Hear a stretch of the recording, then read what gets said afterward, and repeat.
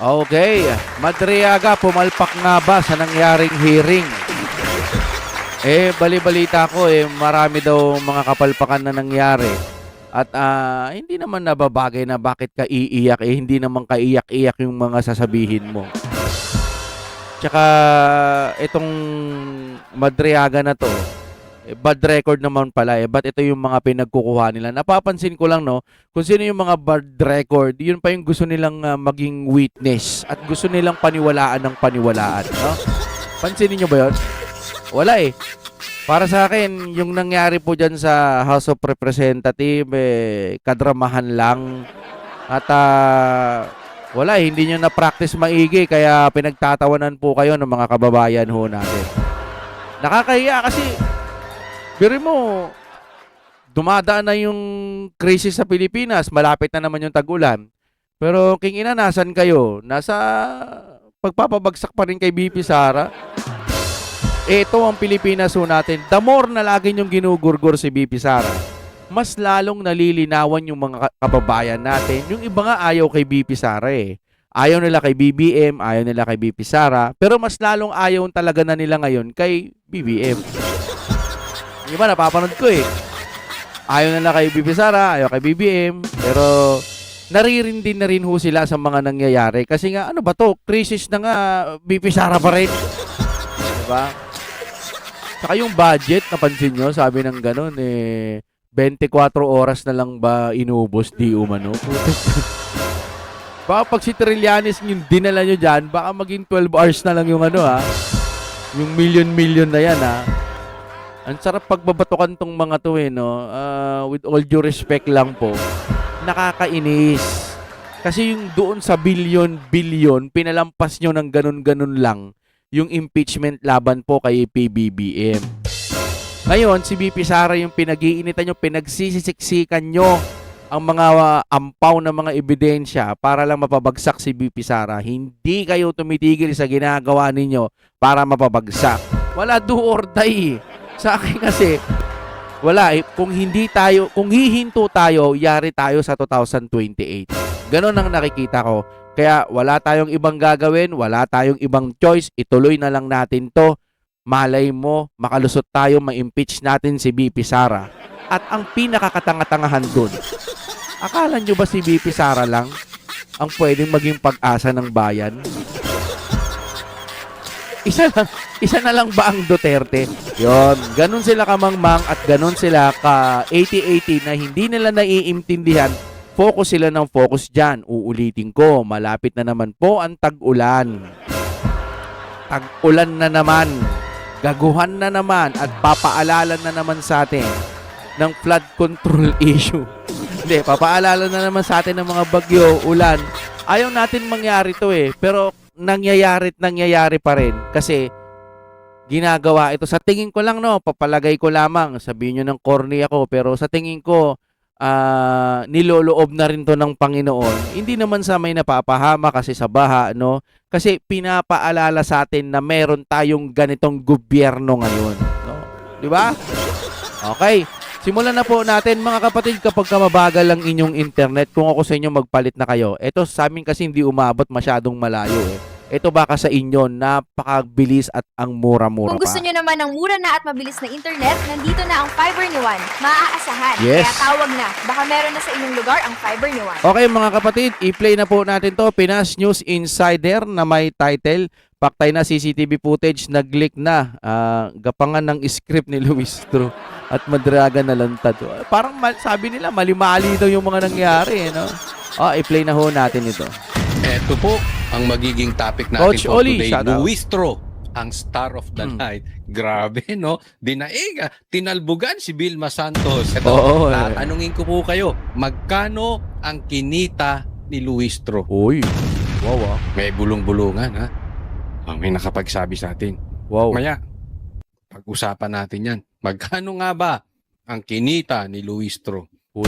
Bago po tayo magsimula, huwag pong kakalimutan, i-like po itong vlog na ito. Kung kakalimutan, like and subscribe. Ito ang balita ngayon. Trending at pinag-uusapan ngayon sa mundo ng social media. Ang di umano'y balitang, grabe ang pagkabendalo Ang binasa Sandali. kahapon ni Ramil Madriaga ay ang supplemental affidavit pero tila hindi isinumiti bilang ebidensya ang original affidavit. Ito ang naging vuelta ni Attorney Trixie Cruz Angeles kay Ramil Madriaga matapos ang ikinasang pagdinig laban kay Vice President Sara Duterte na pinangungunahan ni Gervil Luistro. Di umano'y kasinungalingan ni Ramil Madriaga at script ng House Committee on Justice. Si Luisitro. Lucifer na sa isip ko. Luisitro. Shoutout po, madam. No hate tayo sa personal na politika naman to no. Alam nyo, sa nakikita ko, hirap na sila, no? Shoutout sa mga tulpo ulit, papaalalahan ko lang. Shoutout po sa inyo. We love you. Mukhang tahimik kayo masyado. Si Trillanes tahimik din no? Ba't kaya tahimik yun? Nasa Davao ba minsan yun? Ano ba nangyari doon? Comment lang kayo dyan mga kapatid Hirap na sila no? Ni Gervil Luistro nalantad na sa publiko. EXP. Pero bago ang lahat, kung bago ka pa lamang sa aming channel, please huwag kalimutang mag-like, subscribe at i-click ang notification bell para mas maging updated ka pa lalo sa lahat pa ng bagong video na i-upload namin. Yes. At ito na nga mga kababayan, hindi nagkatugma. Affidavit ni Madriaga, umani ng reaksyon Ano online. Lumitaw sa pagdinig ng House Committee on Justice ang usapin hinggil sa umano'y pagkakaiba ng mga dokumento at pahayag ni Ramil Madriaga. Yung sabag nga no? Yung pinapili ba yun? Maling-mali daw yun mga kapatid Mas malaki pa daw, 4 times daw yung laki no? Pinaulit na lang kumbaga putya, maling script. Kasi ngayon, ayaw na nilang papuntahin to kasi nga nagkalat. Ganon talaga. Pag hindi totoo, magkakandabol-bohol. Di ba? Comment po kayo dyan, mga kapatid. Na nagpakilalang bagman umano ni Vice President Sara Duterte matapos talakayin ng kanyang testimonya. Nauna nang sinabi ni Attorney Raymond Palad na nananatiling pare-pareho at tuloy-tuloy ang salaysay ng kanyang kliyente sa bawat pag-uusap nila sa piitan at hindi umano ito nagkakamali sa mga detalye. Wow. Gayunpaman, sa parehong pagdinig, napansin ang ilang pagkakaiba sa pagitan ng mga pahayag ni Madriaga at ng mga dokumentong may kaugnayan sa kanyang testimonya, kabilang ang usapin sa affidavit na kanyang binasa at dokumentong naunang naisumite. Ayon sa ibinahaging impormasyon ni Attorney Trixie Cruz Angeles, ang binasa umano ni Madriaga sa pagdinig ay isang supplemental affidavit habang wala umanong nairepresentang original affidavit bilang ebidensya. Ipinaliwanag din niya na ang supplemental affidavit ay karaniwang karugtong lamang ng naunang dokumento at hindi hiwalay na paninindigan kung wala ang orihinal. So, ibig sabihin, nagkwentuhan lang sila doon tapos matibay na daw na ebidensya yun. Umiyak lang, nagdrama lang, nagkalat pa. Yun na yun, ebidensya na yun, mga kapatid. Ay, sintabi po sa mga nagsasabi na ang daldal ko, tapusin nyo muna. Ito pong channel ho natin is reaction video. No? Nasa description po ang buong video niyan, mga kapatid, pwede nyong panoorin. Dito kasi sa channel natin, mga damdamin natin yung ating ipinapahayag. Gaya po ninyo na pwede kayong mag-comment yan, pupusuan ko lahat yan. Gusto nyo, i-content ko yung mga sasabihin ninyo laban dito sa hayop na gobyernong ito. Dagdag pa rito, nabanggit din na hindi umano agad na ibigay ang kopya ng naturang supplemental affidavit sa kampo ni Vice Presidente Sara Duterte bago ang testimonya at naipasa lamang ito matapos makapagsalita si Madriaga sa pagdinig. Dahil dito, umani ng iba't ibang reaksyon mula sa taong bayan ang nasabing kaganapan. May ilang naghayag ng pagdududa sa naging daloy ng presentasyon ng ebidensya, habang ang iba naman ay nagsabing posibleng magkaroon ng sisihan sa panig ni Madriaga sakaling magkaroon ng komplikasyon sa kaso. Sa kasalukuyan, patuloy na sinusuri ang mga pangyayari at dokumentong inilahad sa pagdinig bilang bahagi ng pagpapatuloy ng proseso. Ito ang chairman. Ito ang congresswoman. Ito ang kamera. Habang tayo nagkakaproblema sa pagtaas ng langis, nagugutom na mga Pilipino pagtaas ng presyo. Impeachment pa rin. Eto, ang ginagawa pa. Di ba sabi nga pala, no, gusto niyang lumabas si VP Sara dyan sa House of Representatives. No, naisip ko tuloy, siya nga sinabi niya noon, tinago daw niya yung asawa niya May kaso daw na pagpananamantala ng babae. Ewan ko kung anong issue na yon mga kapatid. Pero sinabi niya na tinago niya. Ikaw nga, grabe, di ba? Tinago mo. Si VP Sara nandiyan lang naman, hindi nagtatago. Tinan mo yung diferensya, di ba? Tapos ito paniniwalaan niya. Wala. Hindi ko naman to kilala personal pero sa ginagawa niya talaga mga kapatid, pasensya na, nakukupalan talaga ako. At gaya ng sabi ng mga kabataan, hawak natin ang beat.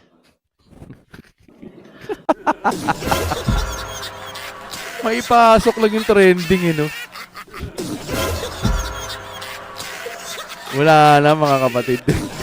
Hawak natin ang beat.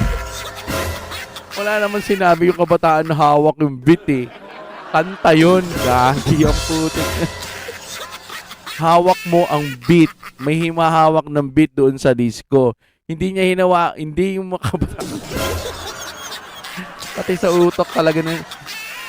Ang talaga pag mga sama-sama talaga kayo mga ganyang mag-isip Sorry pananaw ko lang naman to, sarili kong opinion, maaring mali ako. Nagpapakatanga kayo para lang sa pera. Sa akin lang nagpapakatanga kayo, dinudungisan nyo yung mga pangalan ninyo sa maduduming paraan para lang po sa pera. Yan lang ang sa akin. Yung pera sa sweldo. Hawak natin ang beat. Hindi bagay. Gagi ang pati yung beat. Hindi bagay, Luis True. Huwag ka magpakagingging. Giging. Huwag ka mag-asta ng ganyan. Para kang Kakahiya. matrona. Please lang.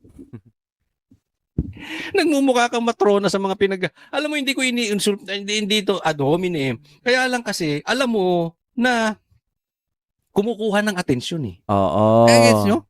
Mm-mm. Kinukuha lang nitong babaeng to, yung, alam mo, yan ang ibabalita So sikat siya. Di ba? Kumukuha ng TV time. Oo. Sinusundan nyo, hawak ko ang beat.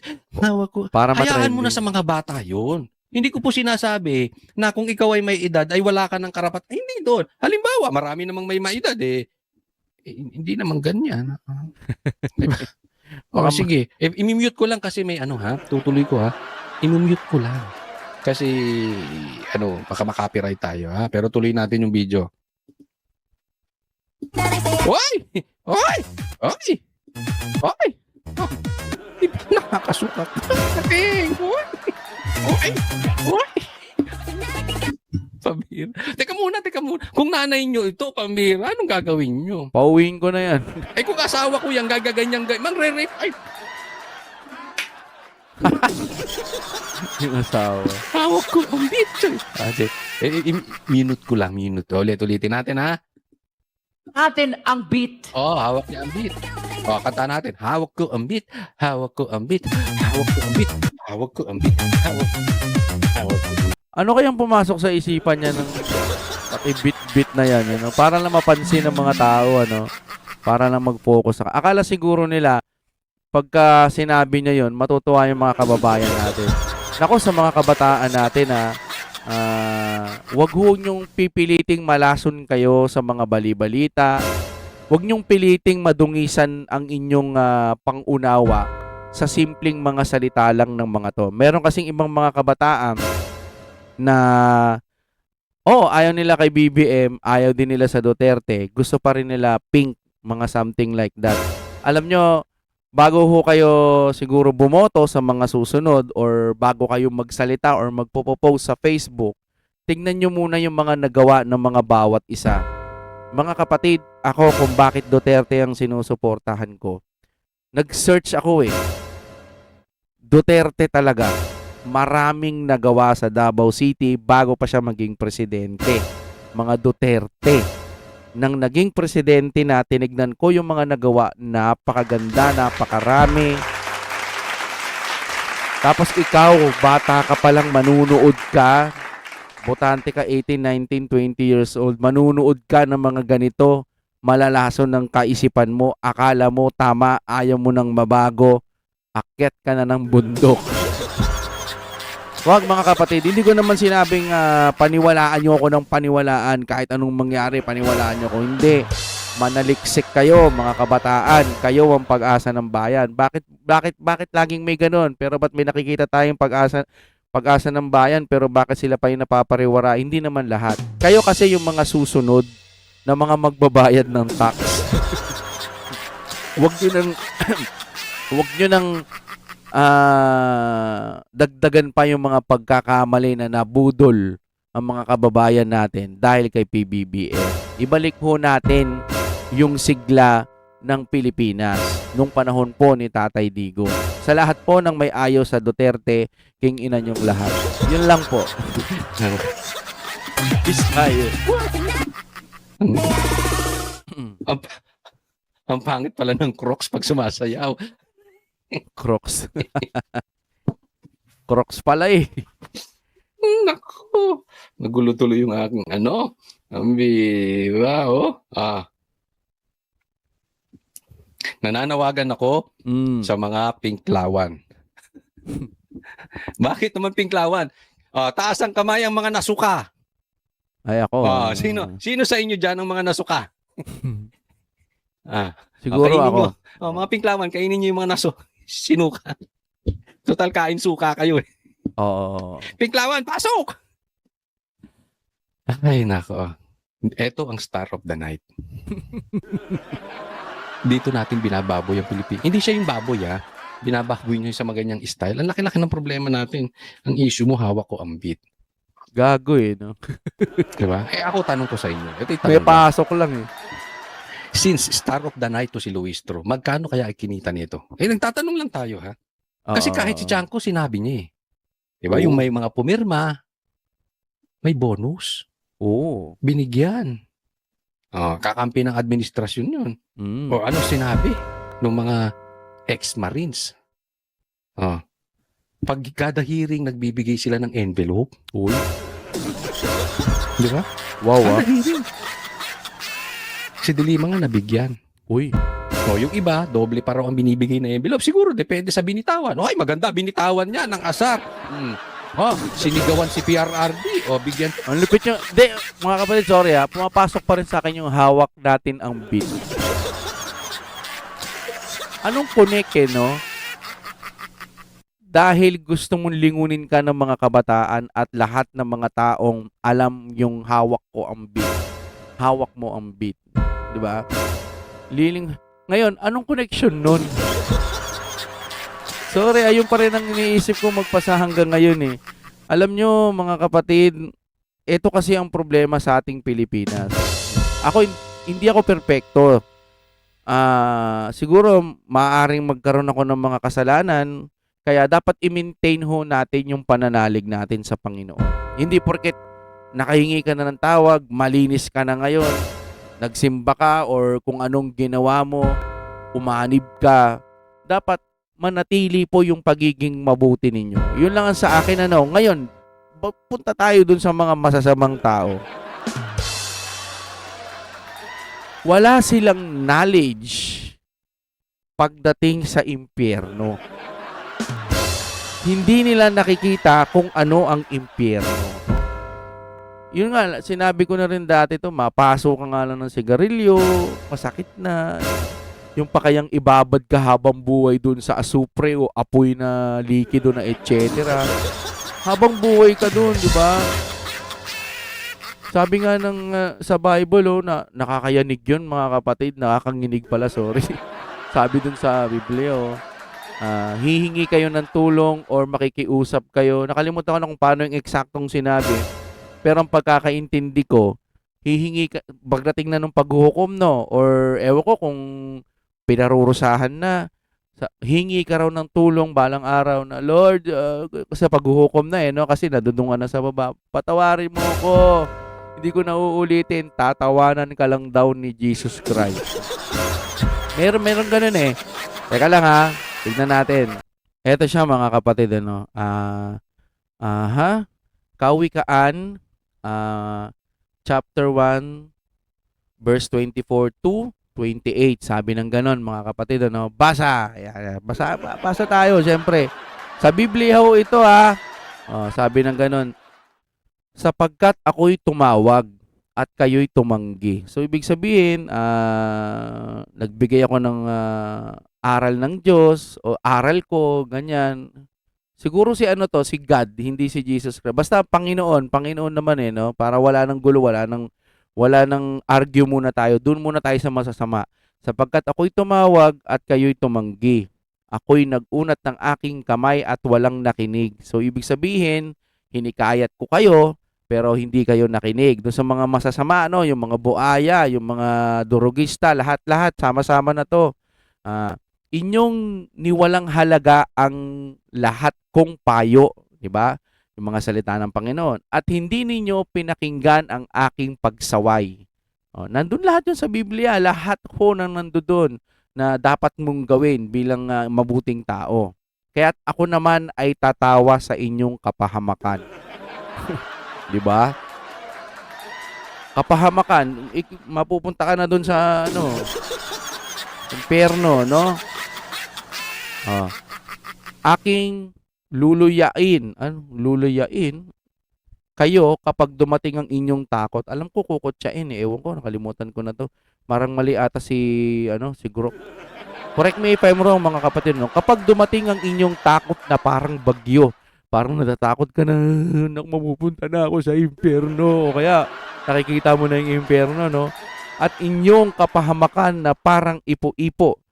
Yung kapahamakan ipo-ipo, no? Basta takot ka na, parang bagyo na yun, sobrang kaba-kaba mo na, no? Kung magkagayon ay tatawag sila sa akin. Sasabihin ng gano'n, Panginoon, hindi na ko natatanggapin yung maleta. Ganon, dinadaan natin sa biro. Ngunit hindi ako sasagot. Sabi ng Panginoon, hahanapin nila ako, ngunit hindi nila ako matatagpuan. Diba? Sabi ng ganon, ito ay tungkol sa mga taong tumalikod sa payo at aral ng Diyos. Tumalikod sa kabutihan. Nakalagay dito. At kapag dumating na ang hihinatnan, calamity, judgment, hinihiling nila ang tulong pero huli na. Ang Diyos ay tatawa at kukutsain to luluyain Ewan ko kung may term na luluyain sila sa kanilang sitwasyon. Sabi ng ganon, basahin ko na maayos, no? Pero huli na, ang Diyos ay tatawa at luluyain sila sa kanilang sitwasyon. Ito ay matinding larawan ng kahihinatnan ng pagtanggi sa Diyos. Yung knowledge na lamang na yun na dito pa lang magpakabuti ka na. Oo, marami kang pera. Oo, may mga biyaya sa'yo. Pero kung lahat ng iyan galing sa kasamaan, alam mong sa kasamaan, gago ka. Tapos, mas pinipili mo pa rin itong paggawa ng kasamaan para lang sa sarili mong interes. Nasa Biblia na, naniniwala kang may Diyos. Galing yun sa Biblia. Kahit walang Biblia, kahit konsensya mo na lang. Pero kung wala ka nun, hindi naman sa nagja-judge ho tayo, no? Hindi rin kasi natin nababasa ang mga puso ng mga buaya. Buaya Buaya ang tinutukoy ko, Pangkalahatan yun. Hindi ba kayo natatakot sa mga salitang ganun na parang darating pala yung kasi sinabi sa Biblia kasi ang Diyos mapagpatawad, hindi ba? Mapagpatawad. Tsaka na ako hingi ng tawad pagka dyan yung paghuhukom, pwede naman palang humingi ng tawad kasi mapagpatawad Ano yung Panginoon, bobo? Hindi.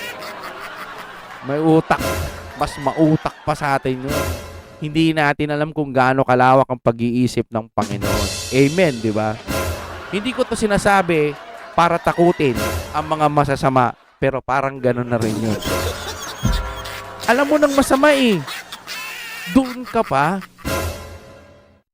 Ano na lang ang kahihinatnan mo pag dumating ang judgment day? No? Kasi mga kapatid, no, sa mga nagugulumihanan o naguguluhan, pagka nategi kasi tayo, tambay lang tayo dun pa rin sa langit o sa lugar. Basta nandun nakalagay naman sa Biblia para walang mahabang kwentuhan. No, tas yung mga masasama, yung mga talagang berdugo, nakakulong daw sila eh. Nakalagay din yun sa Biblia pero di na natin pag-uusapan ng marami dito.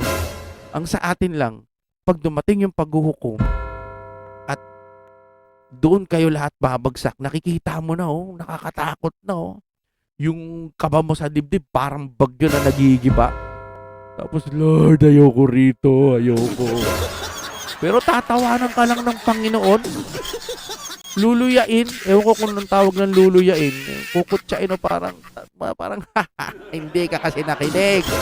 Sinabi ko na sa'yong magbago ka. Diyan ka sa impyerno. Kung iisipin mo, ang bait-bait ng Panginoon pero pagdating ng paghuhukom, GG ka na. Sa oras na mategi ka na at hindi ka ba nakapagbago, sabi dun sa Biblia, huli na. Nasa sayo na yun eh.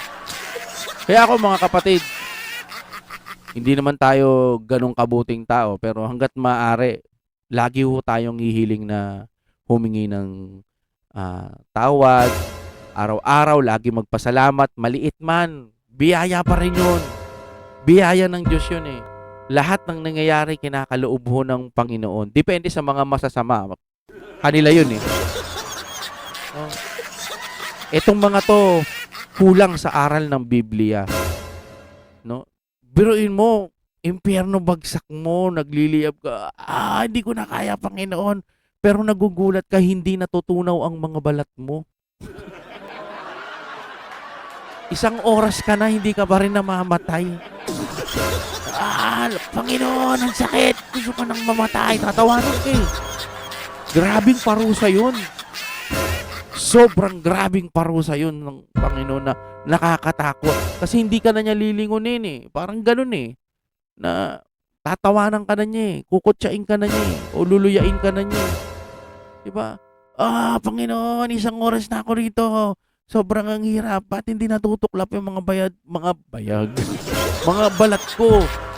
Kasi nga, sa pagkakaalam ko, habang buhay eh. So, ibig sabihin, immortal ka. Nasa inferno ka. Hindi ka nag-i-evolve na balang araw hindi ka masasaktan. Habang buhay mong lalasapin yung sakit. Sana mapanood nila ito. Sana mapanood ito ng mga masasama. Baguhin ho natin mga kapatid. Doon tayo sa mabubuting tao. Para sa Pilipinas, para sa sarili nyo. Kung kayo sinusuhulan, di bali ng mategi. Basta matuwid kang inano ng Panginoon. Tiniis mo. Kasi kung nagtitiis ka, Panginoon, kasi tatanggapin ko na lang ito kasi bakaw nung mangyari sa akin, no? Nasa sayo yun. Yun na siguro mga kapatid. Hanggang dito na lamang. Sobrang maraming salamat po sa inyong panonood. Pasensya na kung hindi nyo masyadong naunawaan yung sinabi ko. Kung may mali man sa mga sinabi ko, pasensya na po. Kasi minsan, pagka-religion, medyo sensitive ho na usapan yan. Sinasabi ko po ito hindi para magtalo-talo tayo kung ano man ang religion ninyo. Ang sa akin, kabutihan. Gumawa ka ng mabuti, gawa ng mabuti. Huwag nyo nang tularan yung mga masasama. Balang araw, i-request na lang natin kay God, sa ating Panginoong Jesus, na Lord, nandito na kami sa langit. Halimbawa lang, sa langit na po kami. Pwede po bang mag-request? Pwede po ba yung mga masasama? Panoorin namin kung paano sila nalulunod. Kahit 30 minutes lang. Pwede kaya yung ganun? Kasi hindi daw natin sila maaalala eh. Yun lang, maraming salamat po sa inyong panonood. Huwag niyo kalimutan, mag-like naman po kayo sa ating video at mag-comment. Thank you very much. Subscribe po tayo mga kapatid. No? Maraming salamat. At kay Sir Brens, minsan nababasa ko ang inyo. Dito ko na lang dadaanin. Sana mapanood, minsan sana hindi. No? Pasensya na Sir Brens, dinadaan ko lang sa biro pero humingi ako ng sorry dahil hanggang ngayon di pa rin ako nakakabayad ng utang. Sorry. Pero mula ho sa puso, salamat po sa pag-unawa. Yun lamang po, maraming salamat sa inyong panonood.